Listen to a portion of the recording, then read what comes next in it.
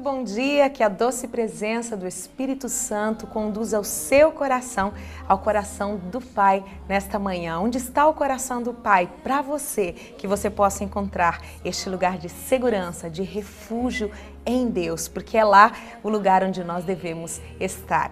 Meus queridos amigos, quero convidar todos vocês para tomar um gostoso café da manhã conosco, com o Espírito Santo. Hoje eu vou conversar com o pastor Jadilson Crispim, da Igreja Presbiteriana Renovada, aqui da cidade de Itajaí. Vamos saber um pouquinho acerca desse ministério, daquilo que Deus tem feito já há mais de 30 anos através desse ministério no Brasil e no mundo. Esse é o nosso Café Intimidade.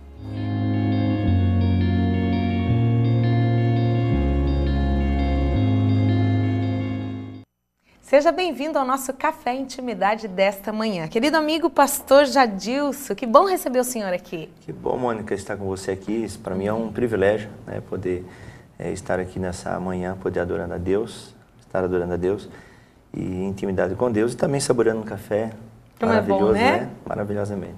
Porque é isso que o Senhor nos convida sempre, né? Eu creio que a vida que o Senhor estabelece para cada um de nós é uma vida muito simples. A gente pode sentar com o Senhor e tomar um café da manhã? Sim. Claro que pode, né, pastor? Sim, com certeza. A gente sempre está... É um momento de você ter palavras de gratidão a Deus, né? Sempre fazer todas as coisas com ações de graça, louvando a Deus por tudo, né? E o café da manhã é um presente de Deus para a gente, né? Verdade, né? Agradecer a Deus pela... Os primeiros minutos, o primeiro respirar ali. Eu creio, pastor, que faz toda a diferença você começar o seu dia com o Senhor. É diferente, né? Muito diferente, né? Uma das coisas interessantes que a palavra de Deus nos diz é que esse é o dia que o Senhor nos deu. Alegremos-nos e regozijemos-nos nele. Então, quando eu acordo e tenho a oportunidade de tomar um café, ver a minha família, ver os amigos, poder trabalhar, tudo isso aí é um presente de Deus para nós. Então a gente tem que louvar a Deus e tributar a Deus toda a gratidão, todo o louvor, porque de fato Ele é digno de tudo isso, né? E Ele vai direcionando todas as coisas, orientando, né? nosso coração durante o dia. Mas a história do pastor Jadilson já começou desde berço, né? Sim. Conta para nós um pouquinho da sua intimidade com o Senhor, daquilo que Deus veio construindo. Hoje são 14 anos de ministério, né? Mas toda essa construção com o Senhor até para chegar ao pastorado. Isso, na verdade, assim, a idade da igreja é quase a minha idade, né? E, na verdade, assim, a minha mãe, meus pais, quando eu nasci, eles já estavam na Igreja Presbiteriana Renovada. E a gente cresceu na igreja. Eu sou natural de Itajaí, pelo fato de ter nascido na cidade, no hospital daqui. Porém, me criei em Itapema, até meus 21 anos, mais ou menos. E durante todo esse período que eu estive em Itapema, eu sempre congreguei nessa igreja. É uma igreja que foi estabelecida ali, plantada há muitos anos. E desenvolvi ali, aprendi escola dominical, e crescendo e sendo ensinado, instruído ali naquela igreja.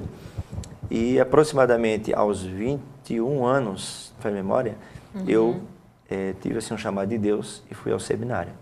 Daí tive 4 anos no seminário em Cianorte, que é um seminário da nossa própria igreja. Né? Fiquei 4 anos lá. Depois desses 4 anos, formei e vim para Itajaí. E em Itajaí aqui eu estou há 14 anos trabalhando e servindo a Jesus. E eu creio que muitas histórias interessantes devem ter acontecido nesse tempo, né? Como é a vida de um missionário, né? De uma pessoa que vai para um seminário? Porque, na verdade, um jovem de 21 anos tinha muitos sonhos, mas o sonho maior na sua vida naquele momento era viver o sonho de Deus. E como é que foi esse tempo, esse período de 4 anos no seminário, né? Até que então você viesse assumir igreja e estabelecer aquilo que hoje o pastor está vivendo? Na verdade, assim, existe uma coisa que muitas pessoas às vezes têm dúvida, né? Como que acontece um chamado? Sim.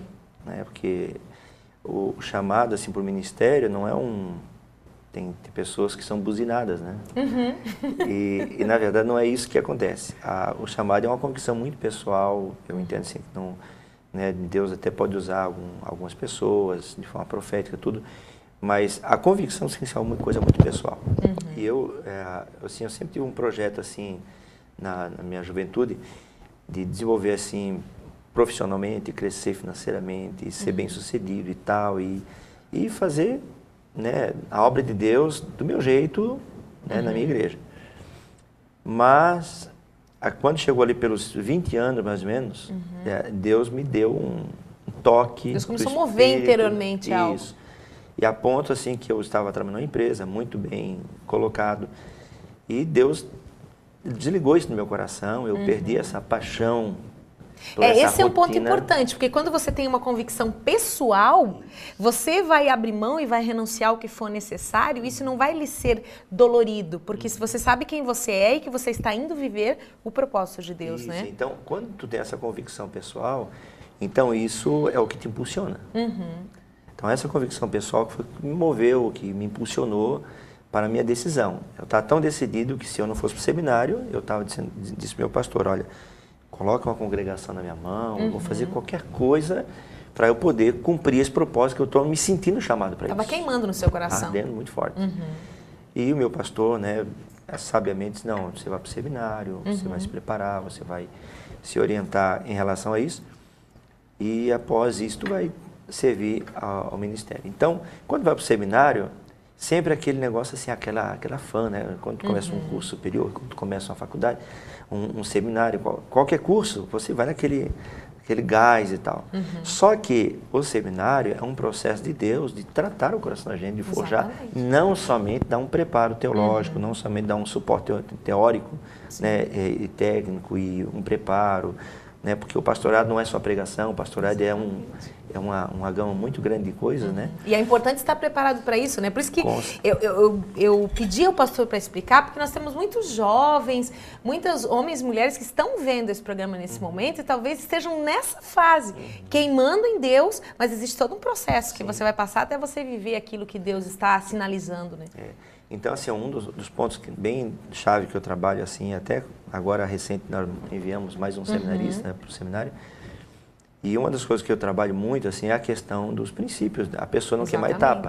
A pessoa não queimar etapa. Existe a etapa que tu está na igreja, a etapa que tu ajuda na igreja. Então, por exemplo, uma pessoa que quer ir para o seminário porque tem um chamado missionário, um chamado pastoral, um chamado para cumprir um propósito de Deus, porém, na igreja dele não produz nada. Ele não tem nenhum tipo de resultado, ele não trabalha, não se interessa pela obra de Deus, não se interessa pela pregação, não se interessa pela evangelização, não se interessa pelo aconselhamento, não se interessa em cuidar grupo nenhum. Então, isso é um sinalizador não muito bom. E não é lá dentro, num seminário fechado, que de repente vai se descobrir, ok? Que esse processo já começa desde que a gente nasce, né, pastor? Isso, dia a dia você vai construindo isso. Justamente. Então, esse processo de Deus no dia a dia, porque, um exemplo assim, eu sempre trabalho isso na igreja assim, você não precisa ter uma função para fazer alguma coisa para Deus. Você faz alguma coisa para Deus e a função é apenas algo que vai acontecer na sua vida. Exatamente. Então, quando tu trabalha dessa forma, então tu serve com alegria, né? Aí entra a questão do servir, né? Jesus, o maior exemplo foi Jesus. Jesus não veio para ser servido, ele veio para servir. Aquilo que estava na sua frente para fazer, não, eu sou músico, então não posso fazer isso, eu sou aquilo, não. Aquilo que vinha na mão dele para fazer, ele fazia com muito amor. Né? Isso, então, até o próprio Jesus falou, né, João 17, ele diz assim, ó, tudo aquilo que me des para fazer, né, eu tenho feito, tenho consumado essa obra que me desse para fazer. Então, e isso, Jesus disse, né, tem glorificado ao Pai.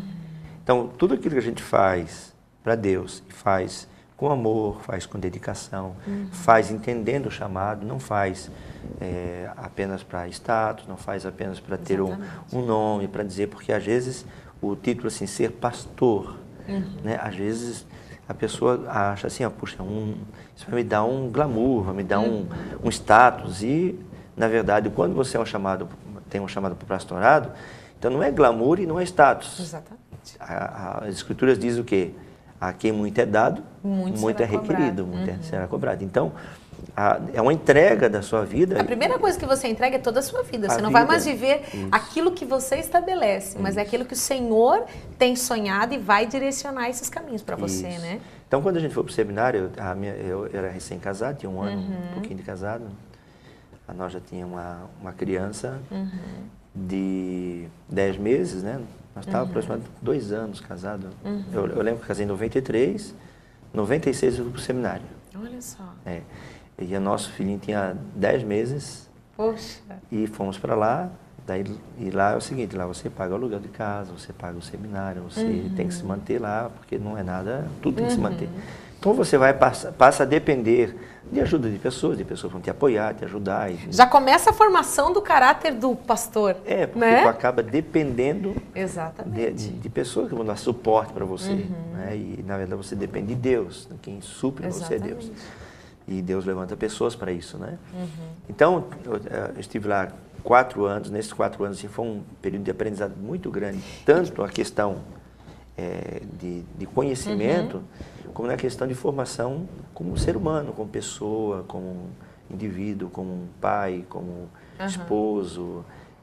E que tremendo, porque a gente até vai continuar conversando no próximo bloco acerca disso, porque é um dado que eu não sabia, porque você viveu esses 4 anos já com a sua família. Então Deus gerou o senhor, a sua esposa e o filhinho também já foi gerado nesse processo todo, né? Que tremendo, pastor. A gente vai voltar daqui a pouquinho para continuar esse bate-papo muito especial aqui. Deus tem muito mais para nós. 30 segundinhos e nós já voltamos.